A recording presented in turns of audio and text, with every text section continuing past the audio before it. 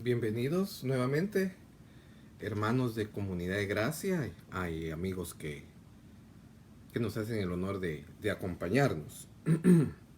Estamos en una serie de estudios bíblicos, un estudio escatológico sobre los tiempos del fin.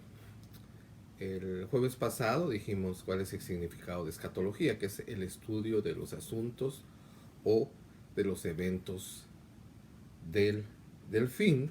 Y fue una introducción para hacer esta serie escatológica. Y básicamente lo que dijimos era que había que evitar las especulaciones, que hay muchas posiciones, mucho entendimiento, muchas interpretaciones en los eventos escatológicos, y que no debemos ser dogmáticos en cuanto al orden o al tiempo de estos eventos, que el centro de nuestra esperanza y nuestra teología debe ser la segunda venida de Cristo. En eso sí debemos ser dogmáticos, que Cristo viene otra vez. También dijimos que tenemos que ser humildes, no creer que lo sabemos todo. Posiblemente al estudiar o al escuchar a otros hermanos en Cristo que tienen otro entendimiento, tengamos nosotros que corregir nuestra posición escatológica. Recuérdese que el peor orgullo es el orgullo espiritual. Y no debemos perder tanto tiempo en detalles, porque a veces por ocuparnos de los detalles perdemos cuál es el mensaje principal. Y el mensaje principal es que Cristo viene, y por lo tanto su iglesia debe estar preparada. Y también la conclusión es que hay mucha curiosidad. Incluso los no cristianos, no creyentes o gente que no va a la iglesia tiene mucha curiosidad de saber sobre los tiempos del fin. Por eso es que los que leen la mano, hay negocio en los horóscopos, usted los ve en los periódicos, en las revistas. Usted ve que es muy popular por la ciudad de Chicago manejar y ver ahí anuncios de estas personas que supuestamente le dicen a uno el futuro. La gente anda muy interesada en el futuro. Dijimos que nosotros ya sabemos, los que estamos en Cristo, cuál es nuestro futuro. Nuestro futuro es estar con el Señor Jesús. Nuestro futuro es la victoria de Cristo y el señorío de Cristo, y esperarlo a que Él venga a tomar posesión de lo que justamente le pertenece, del reino de toda la tierra. Hoy vamos a seguir nuestro estudio escatológico, y hay un pasaje muy importante de las Escrituras, es el Sermón del Monte. Y vamos a usar, aparece en Marcos, aparece en Mateo y aparece en Lucas. Pero le voy a pedir que abra su Biblia en el libro de Lucas, en el capítulo 21. Es el que vamos a usar en base, y vamos a compararlo un poco con el pasaje paralelo en Mateo 24. Pero por favor, usted abra su Biblia en Lucas capítulo 21, y usted me va a acompañar en la lectura de los pasajes que estudiemos esta tarde y esta tarde noche. Amén. Lucas capítulo 21, le repito, y los pasajes paralelos son Mateo 24 y Marcos 13. Mateo 24 y Marcos 13. Pero usted, por favor, en su Biblia en Lucas capítulo número 21. Y vamos a orar. Vamos a pedir al Señor que nos dé la gracia para trasladar su palabra, que seamos oidores que no olvidan fácilmente, y que no solo seamos oidores, sino hacedores de su palabra. Que el estudio de la escatología es al final que queremos estar preparados para el encuentro con Cristo. Sea que vivamos o sea que muramos, queremos estar con el Señor. Padre, te pedimos en esta hora que nos hables, que me des a mí la gracia y la claridad, Señor, para trasladar tu palabra, que tu pueblo sea edificado, Señor, que tu nombre sea glorificado, que sean gratos los dichos de mi boca y la meditación de mi corazón delante de ti, oh Jehová, roca mía y redentor mío. En el nombre de Jesús, amén. Este pasaje de las Escrituras es conocido como el sermón o el discurso del Monte de los Olivos. El Monte de los Olivos es una colina que se encuentra enfrente de Jerusalén, que el que está sentado en el Monte de los Olivos puede observar a toda la ciudad de Jerusalén. Y es aquí, en los últimos días de su ministerio del Señor Jesús, donde respondiéndole a sus discípulos, Él habla sobre algunos eventos muy importantes para los que amamos su palabra. Unos eventos muy importantes para los creyentes. Si usted me acompaña a leer en el versículo 5 y 6, Lucas 21, versículos 5 y 6. Y ya estamos usando la aplicación. Yo creo que el domingo ya vamos a poder estar en YouTube también. En YouTube las transmisiones no se traban o no tienen pausas o no tienen los problemas que a veces tienen en Facebook. Entonces ya lo tenemos para el domingo, el canal de YouTube. Yo le voy a decir cómo buscarlo, y si usted prefiere verlo en YouTube, ya va a ser su preferencia. Lo va a poder ver en Facebook o en YouTube. Lucas 21, 5 y 6. Algunos estaban hablando del templo, de la belleza de sus piedras y de las ofrendas votivas, estas ofrendas dedicadas a Dios, que lo adornaban. Y Jesús dijo: vendrán días en que todo esto que ustedes están viendo no quedará ni una piedra sobre otra. Todo será destruido. Tanto Mateo como Lucas nos dice que sus discípulos le dijeron al Señor: mira este edificio, mira esas grandes piedras. Pues esta construcción, se usaron grandes piedras del tamaño de una habitación, tanto de ancho como de altura. Eran piedras gigantescas. El templo, que es conocido como el templo de Herodes, era una maravilla del mundo antiguo. Fue construido con una piedra blanca que al sol del Medio Oriente brillaba ese templo. No se escatimó ningún dinero, ningún esfuerzo en su construcción. Fue un proyecto de varios años. Era todo un complejo con puentes que lo conectaban a la ciudad de Jerusalén, y era realmente el punto más importante de aquella gran ciudad, que también era una ciudad muy hermosa. Y todo el que visitaba Jerusalén y miraba la ciudad y miraba el templo, quedaba impresionado por las dimensiones de aquel templo, de aquellos edificios, y por su belleza. Y aquí le están diciendo al Señor Jesús, sus discípulos, que mirara las piedras, las grandes piedras que se habían usado para construir aquel templo, y que mirara cuán hermoso era aquel templo. Y sin duda, le repito, era muy hermoso.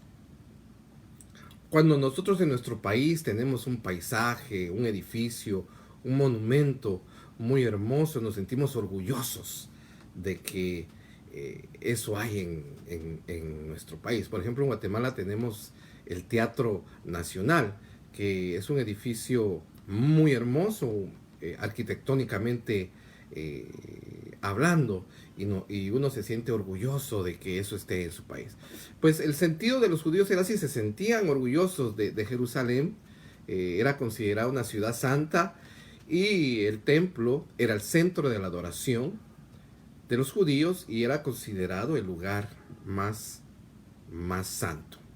Pero antes de continuar, porque aquí el Señor Jesús está profetizando la destrucción de ese hermoso templo, y esto era inconcebible para la mente judía.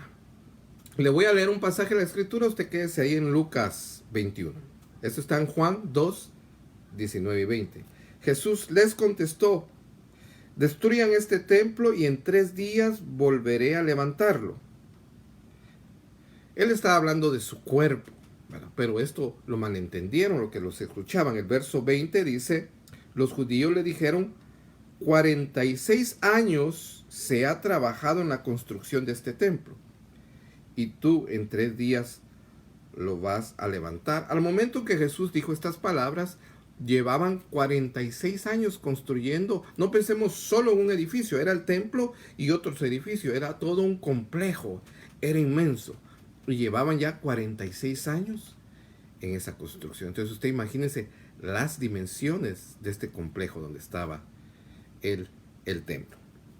Ahora, les repito, para el judío era inconcebible que ese templo, que el centro de adoración, fuera a ser destruido. No solo era su orgullo nacional como judío, sino ahí estaba su esperanza, ahí estaba el centro de su adoración, y era inconcebible que Dios iba a permitir que Jerusalén nuevamente cayera y fuera destruida, y más aún que el templo, que Dios fuera a permitir que aquel hermoso templo fuera destruido. Ahora vámonos a la historia. En el año 66, esto es como 35 años después de que nuestro Señor Jesucristo fue crucificado, como 35 años después de que nuestro Señor está profetizando de que no quedaría piedra sobre piedra en aquel lugar, ocurre un evento. Recuérdese, año 66. Lo que se conoce como la Primer Guerra Judía.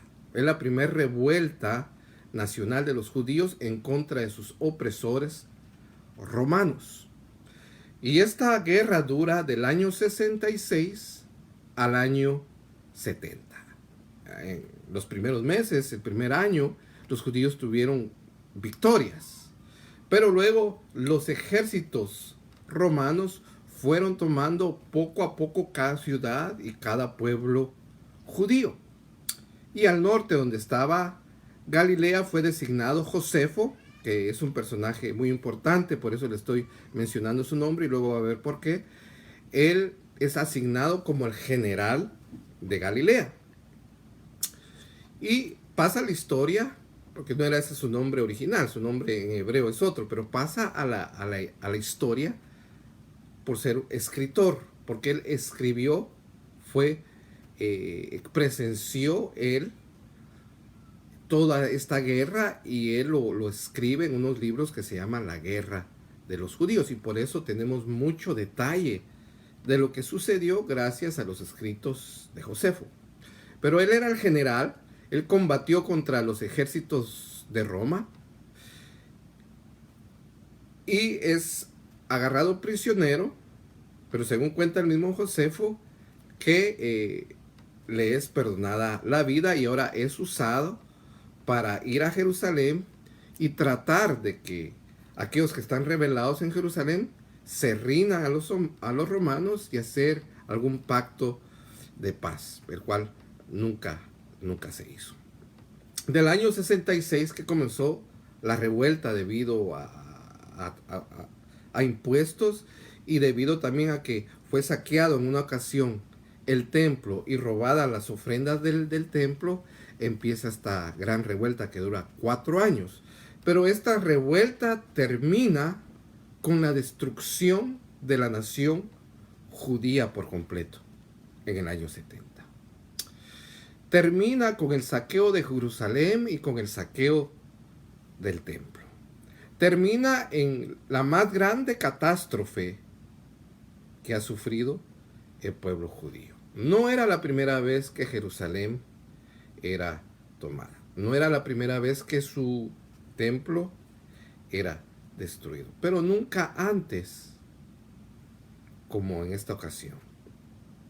En el año 70, el general Tito conduce a sus ejércitos, saquean Jerusalén, logran tomar Jerusalén, logran saquear el templo.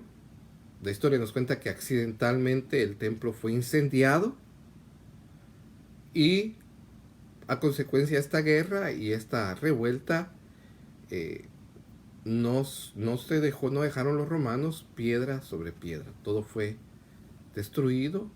Los judíos fueron expulsados. Según Josefo, el sitio de Jerusalén comienza en abril 14 del año 70. 3 días antes de la Pascua. Y debido a que la gente huía de los ejércitos romanos y el mejor lugar para huir era Jerusalén, por sus grandes doble murallas, y aparte por las fiestas que venían, donde hasta muchos judíos que vivían fuera de Palestina venían de otros países, habían demasiados judíos cuando Jerusalén fue sitiada. Todos los que venían a celebrar la Pascua como los que venían huyendo de los romanos. Y Josefo nos cuenta que 1.1 millón de judíos fueron muertos en aquella guerra. También nos cuenta que 97,000 judíos fueron tomados prisioneros y fueron hechos esclavos de una forma o de otra, unos forzados a trabajar para construir edificios en Roma, otros como gladiadores o usarlos en las arenas romanas, y otros vendidos como esclavos. Durante 4 meses fue sitiada Jerusalén, comenzó en abril el sitio y terminó en agosto. Durante este tiempo una hambruna tal en la ciudad, una falta de alimentos, que se reporta que hubieron personas que mataron a sus hijos para comérselos. Les repito, nunca antes y nunca después el pueblo judío ha sufrido tal calamidad.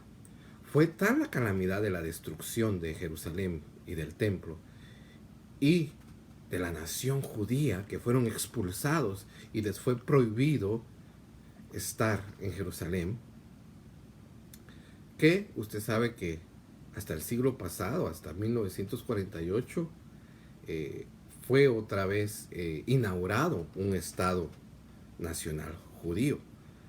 Pasaron casi 2000 años después de la toma de Jerusalén por los judíos, por los romanos, perdón, para que Israel no solo volviera a Jerusalén, volviera a Judá, volviera a Palestina, sino que para que resucitara como una nación soberana independiente. Imagínense, esta destrucción los llevó por 2000 años a que anduvieran por las naciones y a que no hubiera nación judía. Yo le quiero mostrar algo ahí, porque este es un evento muy importante y que quedó registrados, Dios permitió que quedaran registrados muchos detalles en la historia, tantos en los escritos de Josefo como en lo que hicieron los romanos. Por ejemplo, los romanos construyeron en el año del 75 al 80 un templo que se llamó el Templo de la Paz, donde se celebraba la victoria romana sobre los judíos y donde se dice que se guardó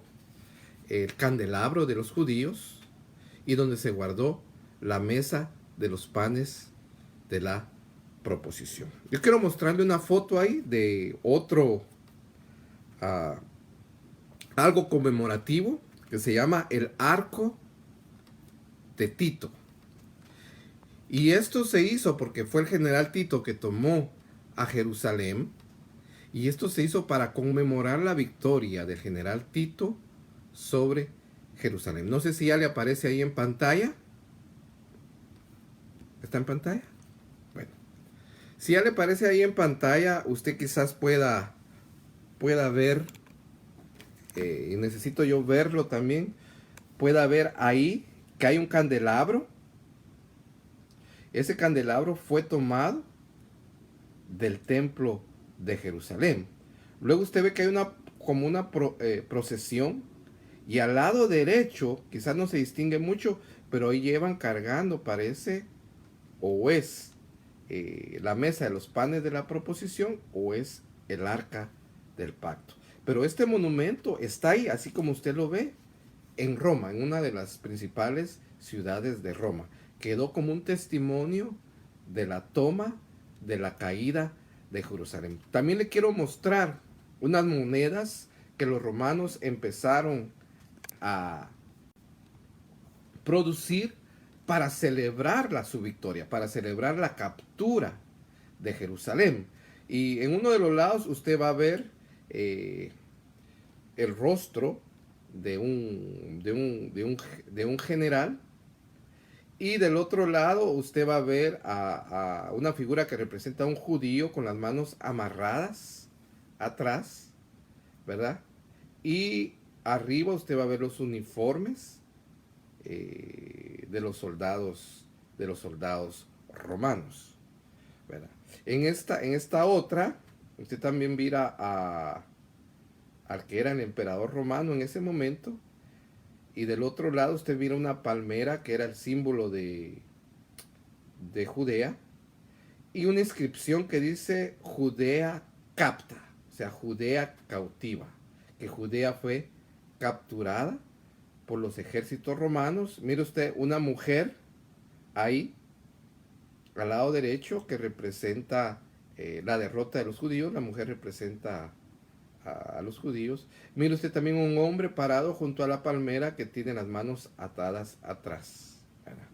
Entonces, hay mucho testimonio histórico sobre la caída, el sitio, la toma de Jerusalén y la destrucción de su templo. Y notemos que el Señor Jesús lo profetizó 35 años antes, que no quedaría piedra sobre piedra.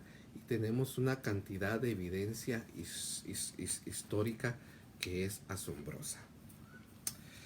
Entonces ha sido la desgracia más grande, aquella guerra, aquella derrota, aquella destrucción de Jerusalén y del templo para los judíos.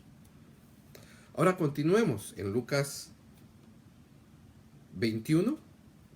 Si me acompaña usted al versículo 7. Y yo voy a estar en Lucas y voy a estar en el pasaje paralelo de Mateo para que tengamos más luz. Pero usted, por favor, quédese ahí en Lucas para que me ponga atención a lo que yo quiero esta noche compartir con usted. Entonces, ahorita entramos a la pregunta de los discípulos. Versículo 7 dice, y le preguntaron diciendo, Maestro, ¿cuándo será esto? ¿Y qué señal habrá cuando estas cosas estén para suceder? O sea, le están preguntando, ¿cuándo? Le están preguntando en tiempo, ¿cuándo va a ser esto? Si nos vamos al pasaje paralelo en Mateo 24:3, dice, y estando él sentado en el monte de los olivos, por eso se llama este sermón, el sermón del monte de los olivos, los discípulos se le acercaron aparte diciendo, dinos, note usted, 3, ¿cuándo serán estas cosas? ¿Qué señal habrá de tu venida y del fin del siglo? Entonces, tenemos nosotros que discernir y que estudiar cómo el Señor, si contesta las 3 preguntas, en dónde está contestando cada una de ellas, en dónde nos está hablando sobre, en el momento en que Él dijo no quedaría piedra sobre piedra, era futuro. Para nosotros ya es un hecho histórico, pero el momento en que Él está, en el momento de esta narración, era algo profético. Algo que iba a pasar 35 años después. La caída de Jerusalén y la destrucción del templo. Entonces, 3 cosas. ¿Cuándo serán estas cosas? ¿Cuál es la señal de tu regreso, de tu venida y la señal del fin del siglo? Entonces, ahora miremos cómo va la respuesta del Señor. Ellos le están preguntando respecto a tiempo. ¿Cuándo? Es la primera. Y el Señor no les contesta con tiempo, sino el Señor les contesta con señales. Y la respuesta la encontramos, o el principio de la respuesta la encontramos en Lucas 21:8, que dice así. Él entonces dijo, mirad, que no seáis engañados, porque vendrán muchos en mi nombre diciendo, yo soy el Cristo, y el tiempo está cerca, mas no vayáis en pos de ellos. Note que lo primero, y esto lo hablamos el jueves pasado, lo primero que el Señor les hace es una advertencia. Léalo ahí otra vez, póngale atención. Mire, Él entonces dijo, mirad que no seáis engañados, es la advertencia. O sea, en estos temas hay mucho engaño, sobre todo en la escatología. Mirad, es que no seáis engañados, porque vendrán muchos en mi nombre diciendo, yo soy el Cristo. O sea, anticristo, ¿no? Yo soy el Cristo, impostores. ¿Y qué otro harán? No solo dirán, yo soy el Cristo, sino dirán, el tiempo está cerca, mas no vayáis en pos de ellos. Entonces, nos dirán que son el Cristo. A veces no dicen que son el Cristo directamente, no dicen yo soy Jesús, yo soy el Cristo, sino a veces se ponen títulos o dicen tener revelaciones especiales, una comunicación especial y directa con Dios que no tiene ningún otro ser humano, y pretenden tener por eso una autoridad debido a sus revelaciones y debido a la supuesta unción y revelaciones especiales sobre la grey del Señor. Pero siempre tienen seguidores, siempre hay gente que los siguen, que son impresionados por sus supuestas revelaciones, por su supuesta unción. Leamos lo que dice el pasaje paralelo en Mateo. Usted que es en Lucas. Mateo nos dice, respondiendo Jesús les dijo, mirad que nadie os engañe, porque vendrán muchos en mi nombre. ¿Cuántos no vienen, verdad, en el nombre de Jesús y con una Biblia? Pero a predicar engaño, enseñar engaño. Yo soy el Cristo, y a muchos engañarán. Hermanos, yo no sé si este sea el final, esta pandemia. Yo en lo personal no creo que sea el final. Usted tiene el derecho de pensar que sí es el final. Yo creo que puede ser parte de un proceso del final. Pero muchos ahorita van a andar diciendo, este es el fin. Ahorita se va a manifestar el anticristo. Posiblemente algunos dirán que Trump es el anticristo. Y empezarán a hacer muchas cosas. Y eso se vuelve un campo de especulación. Y es una de las cosas que dijimos, que no debemos especular, que debemos conformarnos con lo que dice la palabra. Y esto es muy claro, la advertencia que va a haber engaño, que van a venir muchos diciendo soy el Cristo, y que van a decir el tiempo ya está cerca, y van a perturbar a muchas personas. Mire lo que pasó en la iglesia de Tesalónica. Le voy a leer un pasaje de la segunda carta. Pero con respecto a la venida de nuestro Señor Jesucristo y nuestra reunión con Él, os ruego, hermanos, que no os dejéis mover fácilmente de vuestro modo de pensar, porque habían sido instruidos por el apóstol Pablo y por otros siervos de Dios. Que no os dejéis mover fácilmente de vuestro modo de pensar.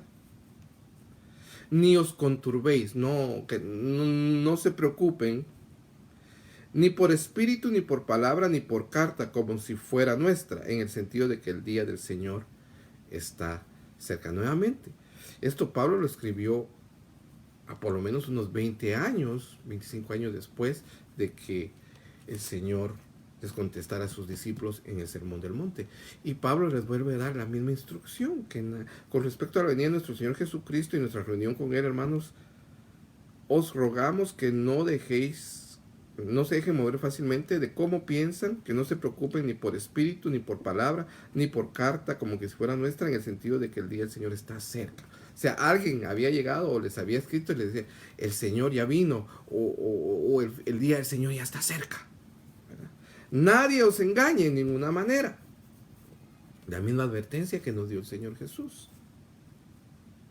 Porque no vendrá sin que antes venga la apostasía y se manifieste el hombre de pecado, el hijo de perdición. Entonces aquí nos damos cuenta, hermanos, de la importancia de la doctrina, de tener una buena doctrina, de no depender de las supuestas revelaciones de ningún supuesto apóstol o de ningún supuesto profeta, sino remitirnos a la palabra del Señor con un corazón sencillo, con humildad. Como les decía, es necesario en este tema que seamos humildes y que dejemos que el Espíritu Santo, en un estudio serio de la palabra, en un estudio sosegado de la palabra, entendamos nosotros y esto nos dé paz en nuestro corazón, y que nos preparemos ciertamente para el encuentro con el Señor Jesucristo.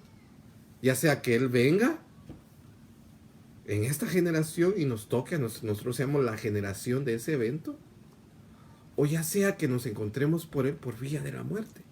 Nos tenemos que preparar, y ese es el mensaje principal, que nos tenemos que preparar. Si nos acercamos a esto solo por querer saber de los eventos del fin, solo por simple curiosidad, sin que esto afecte nuestra conducta, sin que esto afecte nuestra relación con Dios, no es más que picazón de oídos. Porque nos dice el apóstol Juan que el que ama su venida se purifica a sí mismo. También nos dice la Escritura que sin santidad nadie verá al Señor. Entonces, ¿cuál es el objeto de que el Señor Jesús nos revelara, les contestara a sus discípulos? ¿Cuál es el objeto de Apocalipsis? ¿Cuál es el objeto cuando el apóstol Pablo les escribe a los tesalonicenses sobre la segunda venida de Cristo? Es que nos preparemos, que amemos su segunda venida, que vivamos con expectativa de que Él pronto viene, pero que vivamos sabiamente, que cada quien se ocupe en su trabajo, les dice a los tesalonicenses, porque como algunos pensaron que ya Cristo venía, que era el fin, decía, ¿para qué voy a trabajar? Y les estaban haciendo carga a otros creyentes y estaban dando mal testimonio a los de afuera. Y les dice Pablo que cada quien se ocupe de su trabajo y el que no trabaje, que no coma. O sea, nuestra vida debe seguir en un sentido, en una normalidad de que cada quien se ocupe del oficio, del medio en que Dios nos ha dado para ganarnos el pan de cada día, y al mismo tiempo, hermanos, que nos consagremos al Señor.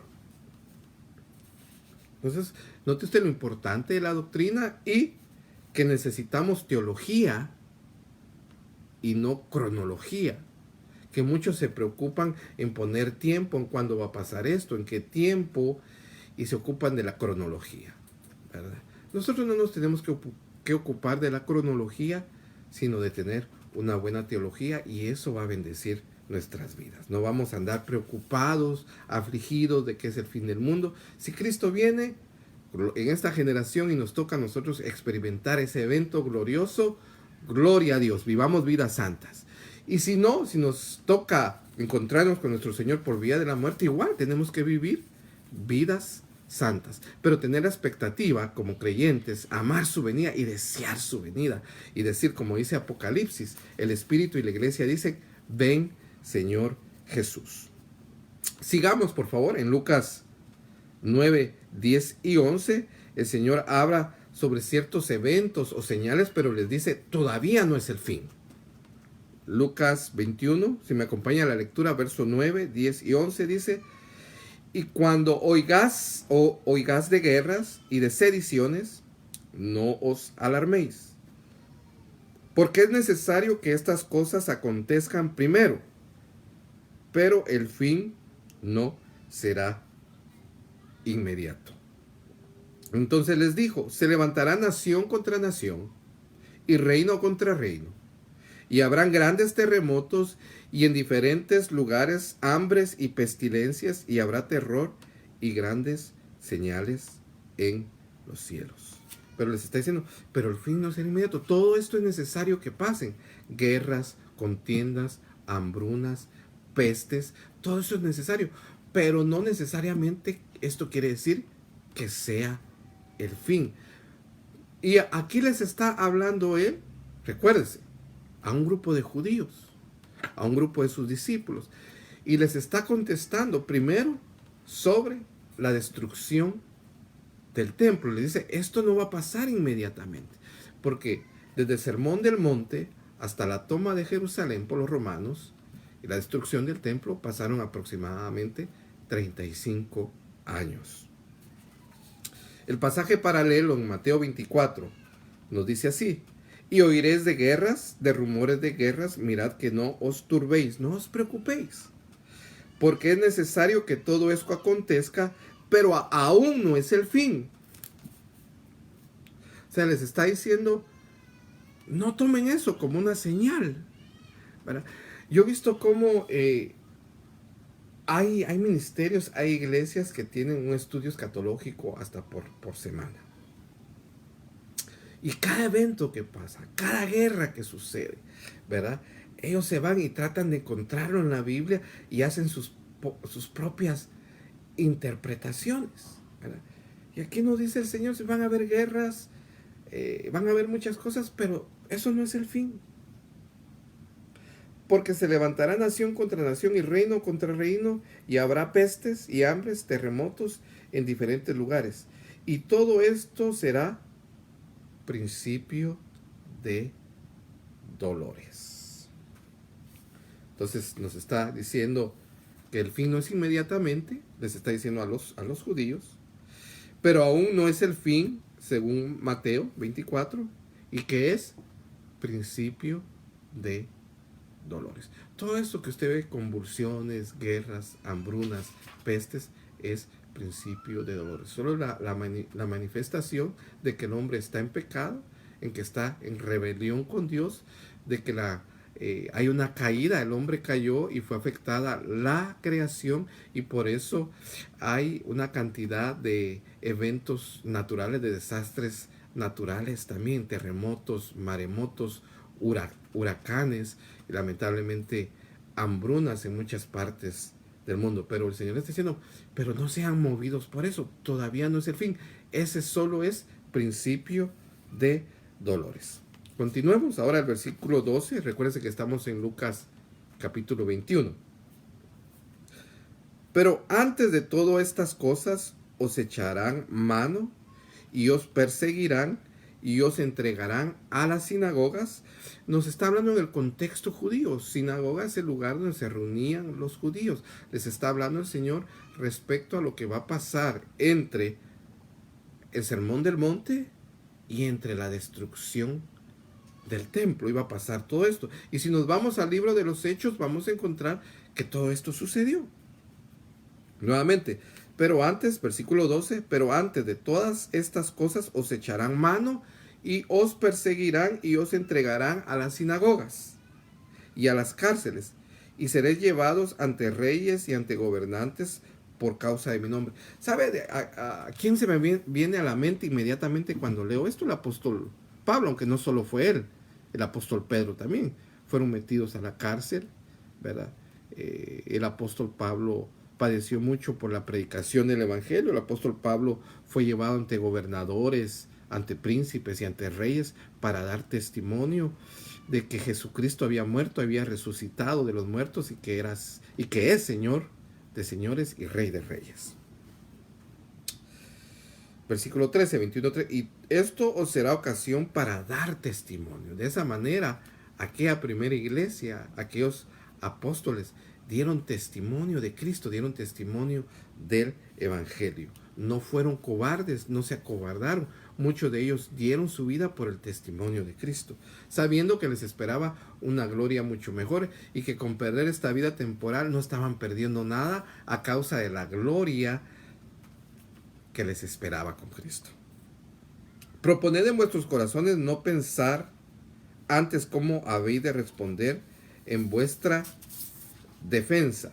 Versículo 15, porque yo os daré palabra y sabiduría. Nos está hablando de una asistencia sobrenatural del Espíritu Santo para este tiempo de tribulación y de persecución que iba a sufrir la iglesia de aquel tiempo.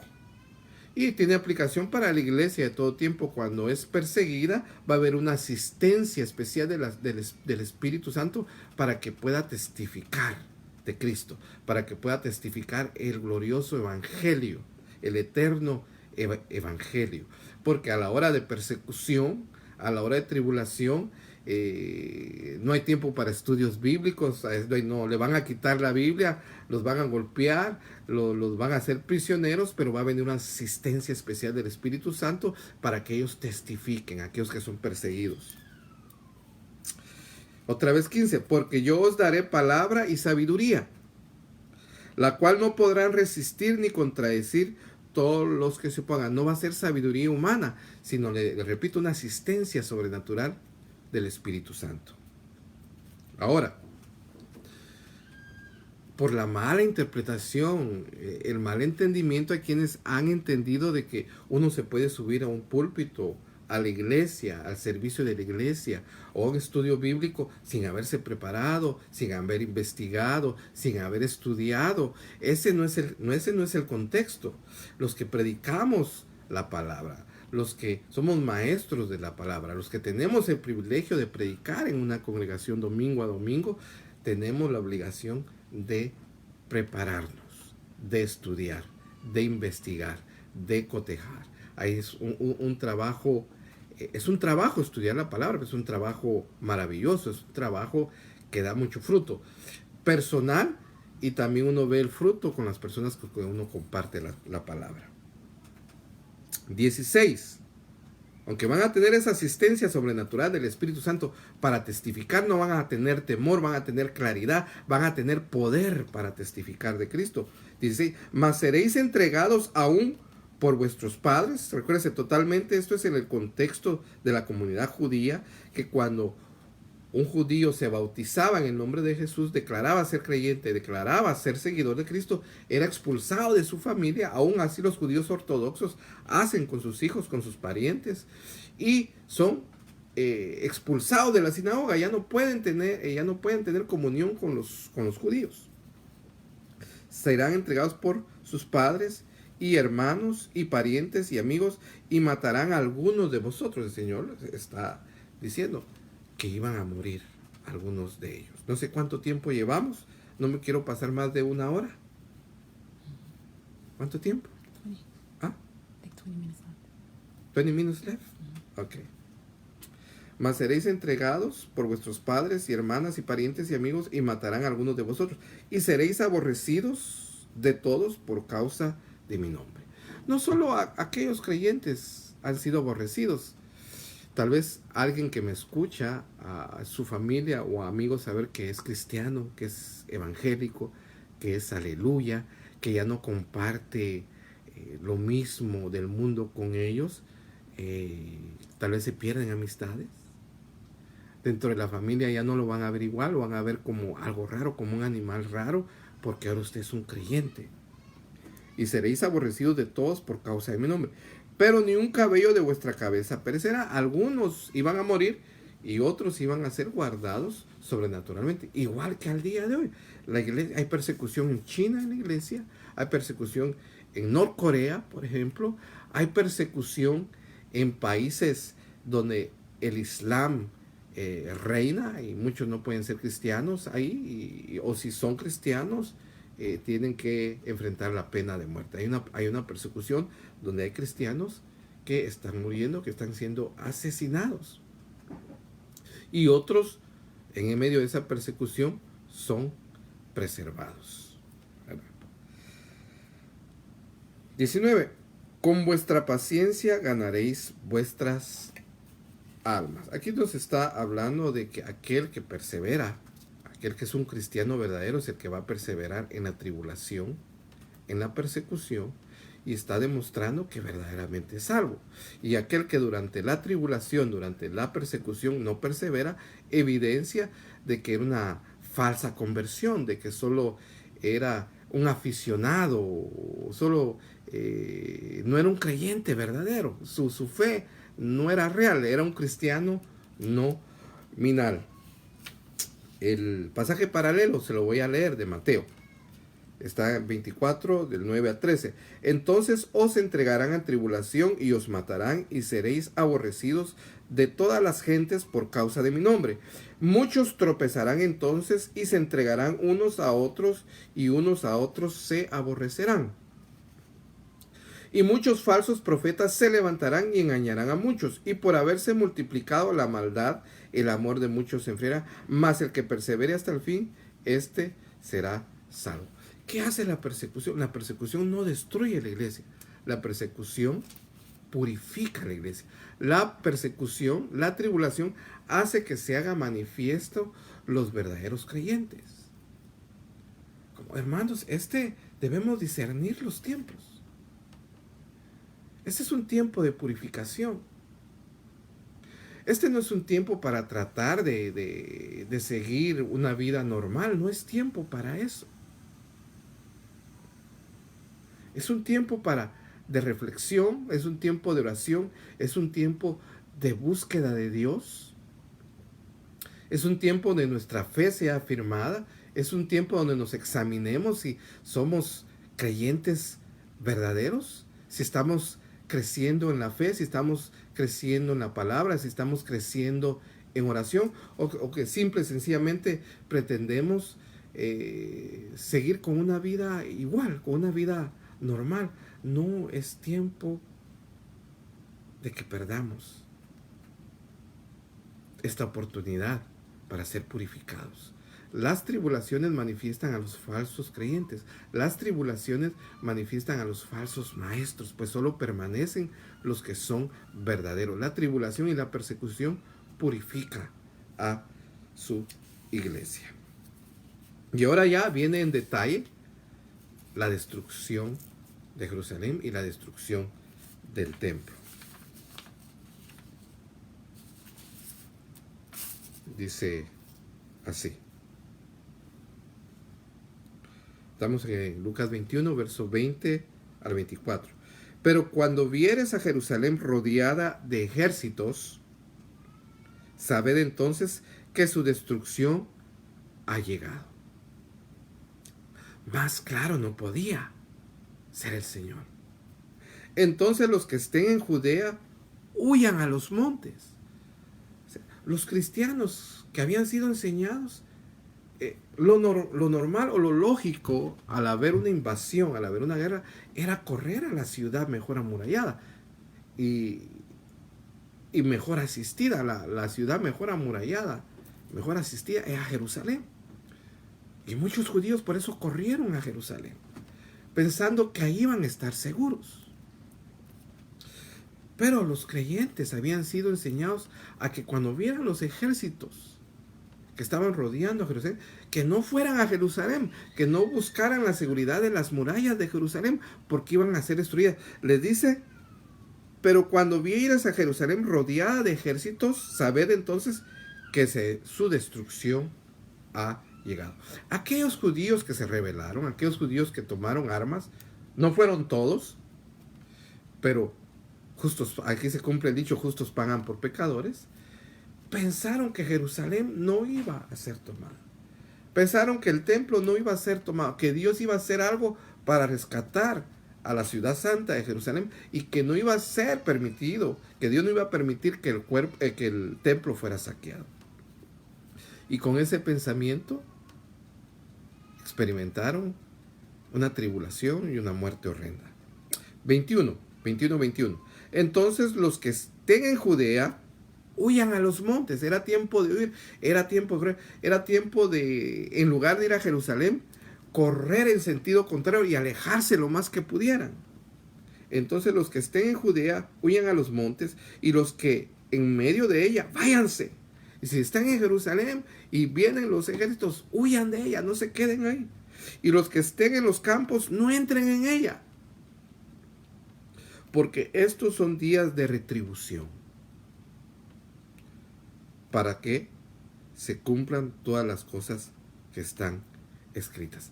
Día de retribución, ¿por qué?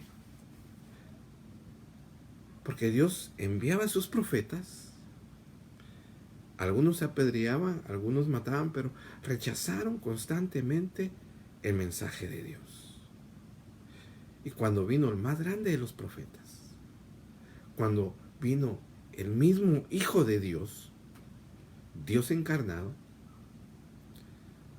el Mesías, el Cristo, le rechazaron, le entregaron a los romanos y fue crucificado.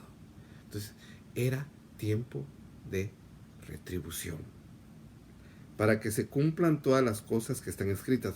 Verso 23. Mas hay de las que estén encinta, hay de las que estén esperando bebé en este tiempo y estén en Jerusalén,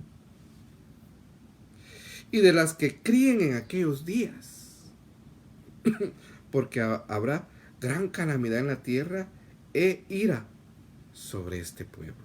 Aquello fue permitido por Dios. Aquello fue un tiempo de retribución. Aquello fue la ira de Dios sobre el pueblo judío. 24. Y caerán a filo de espada y serán llevados cautivos a todas las naciones. Ya le conté lo que Josefo escribió, que murieron, según Josefo, 1.1 millones de judíos y que fueron esclavizados 97,000 judíos. Y aquí está claro. Y caerán a filo de espada y serán llevados cautivos a todas las naciones. Y Jerusalén será hollada por los gentiles, en este caso por los romanos, hasta que los tiempos de los gentiles se cumplan. Yo quiero terminar acá y el próximo jueves, Dios mediante, voy a hablar un poquito más sobre la destrucción de Jerusalén, qué implicaciones tuvo y tiene, y vamos a seguir en los siguientes versos de Lucas 21. Pero quiero terminar con esto. Y si me pone atención, yo le voy a leer algo que está en Lucas 19, verso 41 y 44. Ese fue un día, aquellos días fueron días terribles y los días más tristes para Jerusalén.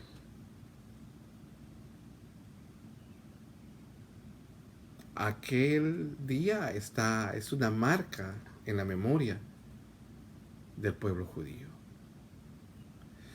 Sí, en la Segunda Guerra Mundial, el genocidio, lo que se conoce como el Holocausto, fue algo terrible donde murieron 6 millones de judíos. Esto también fue algo terrible. Fue la ira de Dios sobre el pueblo de Israel por haber rechazado a su Cristo, a su Mesías, a su Rey. Fueron los días de retribución sobre aquel pueblo judío. Lucas 19, 41 al 44. Y cuando llegó cerca de la ciudad, esto es casi la última semana del ministerio del Señor Jesús antes de ser crucificado, en su entrada triunfal, esta es la narración. Y cuando llegó cerca de la ciudad, al verla, o sea, al ver Jerusalén, lloró sobre ella, porque él pudo ver la horrenda tribulación que venía sobre aquella ciudad, sobre su templo y sobre aquel pueblo. Y eso nos habla de que en un futuro, así como Dios juzgó a los judíos en su tiempo, juzgará a los gentiles, juzgará al presente mundo. Y si así juzgó a su pueblo, y si así juzgó a los descendientes de Abraham que tenían la ley, los profetas y las promesas, imagínese usted cómo irá a ser el juicio sobre los gentiles que no creen en el Señor. Y Jesús lloró, diciendo: oh, si también tú conocieses, a lo menos en tu día, lo que es para tu paz. Jesús era la paz de Jerusalén. Jesús era la paz de Israel. Pero le rechazaron. No supieron que él era su paz. Y así hoy el mundo le rechaza. Y no saben que él es la paz que desesperadamente necesitan los hombres. Oh, si también tú conocieses, a lo menos en este día, lo que es para tu paz. Mas ahora está encubierto de tus ojos. Porque vendrán días sobre ti cuando tus enemigos te rodearán con vallado, te pondrán sitio, te saquearán y te sitiarán, y por todas partes te estrecharán. Y te derribarán a tierra y a tus hijos dentro de ti, y no dejarán en ti piedra sobre piedra, por cuanto no conociste el tiempo de tu visitación. Aquellos aproximadamente 3 años y medio de ministerio del Señor Jesucristo, donde dio testimonio a través de milagros, a través de mostrar su poder sobre las enfermedades, sobre el mundo espiritual, sobre el mundo natural y sobre el pecado. 3 años de testimonio, más de 3 años, en su predicación. Y tuvieron que decir, es que nadie ha hablado como él. Es que él no habla como los demás, él habla como alguien que tiene autoridad. Pero no conocieron el tiempo de su visitación como nación, sino solo un pequeño grupo de judíos le reconoció como su Mesías. Y ahora ese es el tiempo de visitación para los gentiles, para el mundo. Y así como vino una gran tribulación, vino tiempo de retribución, así como vino la ira de Dios sobre lo que la palabra llama la santa ciudad y sobre el mismo templo de Dios. Imaginemos cómo será la ira sobre los gentiles que rechazan a Jesucristo, que no saben que este es el tiempo de la visitación, que este es el tiempo de salvación. Y esta es la invitación de que nos acerquemos a Cristo, que huyamos de la ira, que corramos a Cristo, que salgamos del mundo, que nos separemos de las cosas del mundo, que vivamos prudentemente, que no le pidamos a Dios que nos guarde del coronavirus, por ejemplo, y cuando no estamos tomando las medidas correspondientes. Tenemos que ser sabios, tenemos que ser sensatos, tenemos que guardarnos y pedirle a Dios que nos guarde, pero tenemos que hacer nuestra parte. Tenemos que buscar a Dios con todo nuestro corazón. Y si tú aún no tienes a Cristo como tu Señor y Salvador, reflexiona en que aquellos habitantes de Jerusalén, aquellos judíos, no entendieron el tiempo de su visitación, no entendieron que en Cristo estaba su paz y acumularon para sí ira. Y aún viendo el Señor Jesús proféticamente aquella gran destrucción que vino sobre ellos, lloró. Y en otro pasaje de las Escrituras le dice, oh Jerusalén, Jerusalén, que matas y apedreas a los profetas. Si tú hubieras conocido el tiempo de tu visitación, ¿cuántas veces, así como la gallina junta sus polluelos debajo de sus alas, cuántas veces no quise yo hacer eso contigo? Hoy es el día de salvación. Hoy es el día de arrepentimiento. Hoy es el día que busquemos a Cristo para salvación, pues no hay otro nombre dado a los hombres sino el nombre de nuestro Señor Jesucristo, porque no hay otro intercesor entre Dios y los hombres, la Biblia es clara, sino Jesucristo hombre. Que el Señor les bendiga. Y primero, Dios mediante, nos vemos el domingo a las 2:15 en nuestro servicio. Y recuérdese que el día de mañana tenemos a nuestro hermano Fernando siguiendo en la exposición del libro de Juan a las 7:30. Bendiciones. Y si tiene preguntas en lo que estamos estudiando, escríbame, llámeme y vamos a platicar. Hasta luego.